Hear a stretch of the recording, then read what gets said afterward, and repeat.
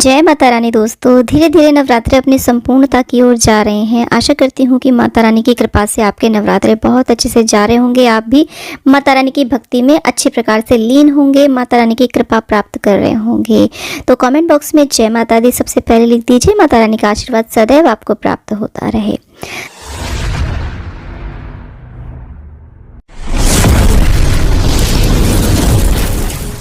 तो फ्रेंड्स, आज की इस वीडियो में मैं आपको बताने वाली हूँ कि महाअष्टमी महानवमी का पूजन किस प्रकार से करें, यानी कि नवरात्रे के अंतिम दिन हमें किस प्रकार से पूजा करनी है, वो आज की इस वीडियो में मैं आपको बताने वाली हूँ।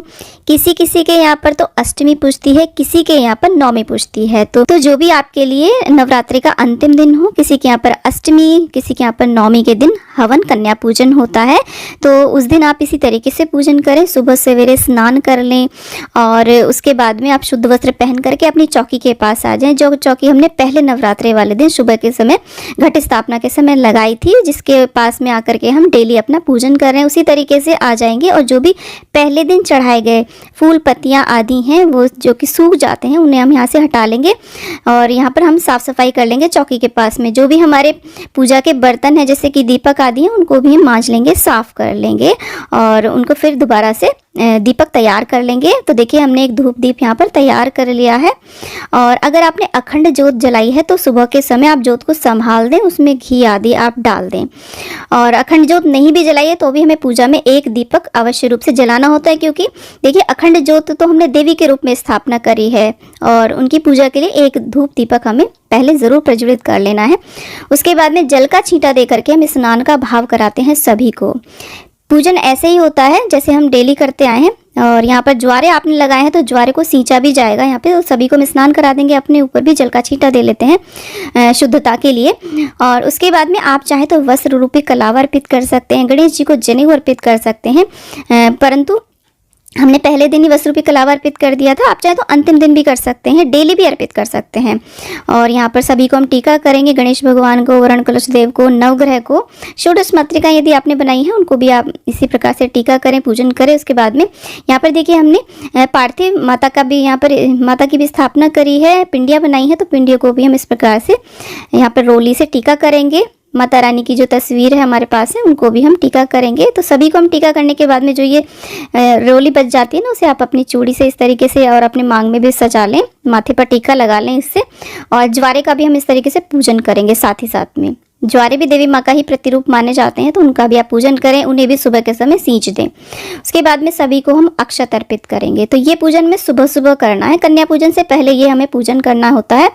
और देखिए, इसके बाद में हम माता रानी को पुष्प अर्पित करेंगे। सभी को जो भी फूल हो फूल अर्पित करें। डेली हम फूल अर्पित करते आए हैं और माला भी आप अर्पित कर सकते हैं। देखिए, अंतिम दिन जो होता है ना, बहुत ही विशेष होता है, इसीलिए इसे महाअष्टमी या फिर महानवमी कहा जाता है। तो आप चाहें तो योग्य ब्राह्मण को बुला करके भी इस दिन आप पूजा पाठ करा सकते हैं और पूर्णाहुति हवन भी करा सकते हैं।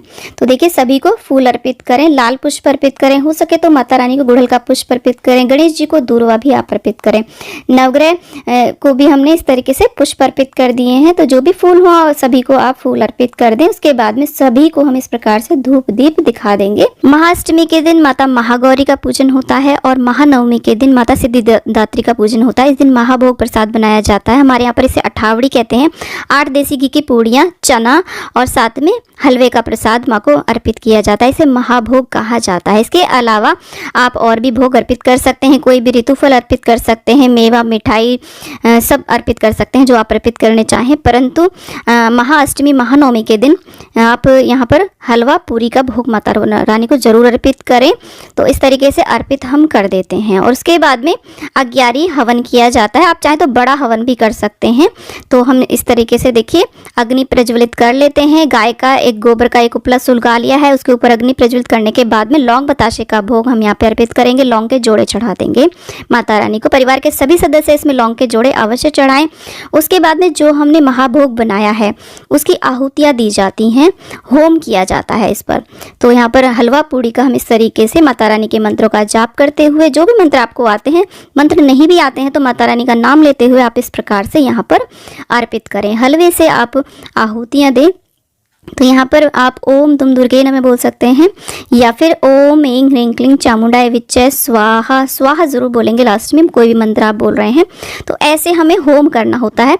आप चाहे तो देखिए पूर्णाहुति हवन बड़े उस तरह पे भी कर सकते हैं, या फिर ऐसी 11 भी आप कर सकते हैं। उसके बाद में उसमें सामग्री की आप आहुतियाँ दें, कपूर ज़रूर अर्पित करें इसमें, और माता रानी को देखिए मुख शुद्धिकरण के लिए पान का भोग ज़रूर लगाएं। एक पान के ऊपर आप लौंग, इलायची, यहाँ पर चाहे तो सुपारी भी रख सकते हैं, और एक बताशा रख करके माता रानी को भोग अर्पित करें। उसके बाद में इस पान को इस तरीके से फोल्ड करके और इसमें लौंग लगा करके ऐसे हम थोड़ा घी लगा करके इसे हम अग्नि में समर्पित कर देते हैं। तो ये सूक्ष्म रूप में माता रानी को प्राप्त हो जाता है। इस तरीके से हम इसे अर्पित कर देते हैं। तो लास्ट में हमें पान ज़रूर अर्पित करना है। ये विशेष पूजा होती है, महाअष्टमी महानवमी की पूजा विशेष होती है। जैसे कि पहले दिन की पूजा और लास्ट की पूजा हमें बहुत ही ज़्यादा विशेष तौर पे अच्छी तरीके से करनी चाहिए। तो ऐसे पान अर्पित करने के बाद में हम कपूर से माता रानी की आरती कर देंगे। आप चाहे तो पंचदीपिका से भी माता रानी की आरती कर सकते हैं।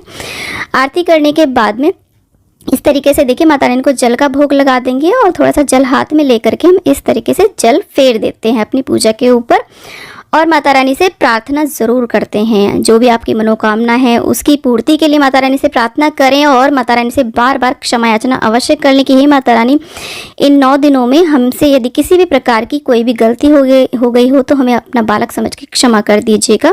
तो ऐसे माता रानी का हम महाअष्टमी या महानवमी को पूजन करते हैं। उसके बाद में ये जो महाभोग हमने लगाया है इसको आप चाहें तो देखिए गौ माता को भी दे सकते हैं, नहीं तो कन्या के भोजन में मिला करके आप कन्याओं को भी खिला सकते हैं। परिवार के सदस्यों में भी आप इस भोग प्रसाद को वितरित कर सकते हैं। तो इस तरीके से हमें महानवमी अष्टमी को पूजन करना है। और यहाँ पर यदि आपने दक्षिणा नहीं अर्पित करी है तो अंतिम दिन तो आप दक्षिणा जरूर अर्पित करें पूजा में रही कमियों को दूर करने के लिए। श्रृंगार की सामग्री यदि आपने पहले भेंट नहीं करी है नवरात्र में तो आप श्रृंगार की सामग्री भी भेंट कर सकते हैं। उसी के साथ में किसी के यहाँ पर इस नारियल को बघार करके कन्याओं को दे दिया जाता है। तो अगर आपके यहाँ पर इसे बघार करके कन्या पूजन वाले दिन दे दिया जाता है तो आप बघार के इसे कन्या को भी वितरित कर सकते हैं। ऐसे पूजा करने के बाद ही कन्या पूजन किया जाता है। तो कन्या पूजन कैसे किया जाता है, नवरात्र चौकी का विसर्जन कैसे किया जाता है, चढ़ाई गई सामग्री का क्या किया जाता है, इससे संबंधित वीडियो मैं आपको अलग से दूंगी। आज की इस वीडियो में मैंने आपके साथ सिर्फ ये बात शेयर करी है कि महाअष्टमी या महानवमी या फिर जो भी आपके लिए नवरात्र का अंतिम दिन है उस दिन आप किस प्रकार से भोग करें, किस प्रकार से होम करें, कैसे आप पूजन करें। तो फ्रेंड्स उम्मीद करती हूँ कि वीडियो आपके लिए बहुत ही यूजफुल रहा होगा। वीडियो थोड़ा भी यूजफुल लगा तो प्लीज़ वीडियो को लाइक करें, चैनल को सब्सक्राइब करें और वीडियो को ज़्यादा से ज़्यादा शेयर करें और कमेंट बॉक्स में जय माता दी अवश्य लिखें। माता रानी सदैव आपका कल्याण करते रहें। इसी आशा के साथ विदा लेती हूँ, मिलती हूँ एक और नए वीडियो में। तब तक के लिए जय माता दी।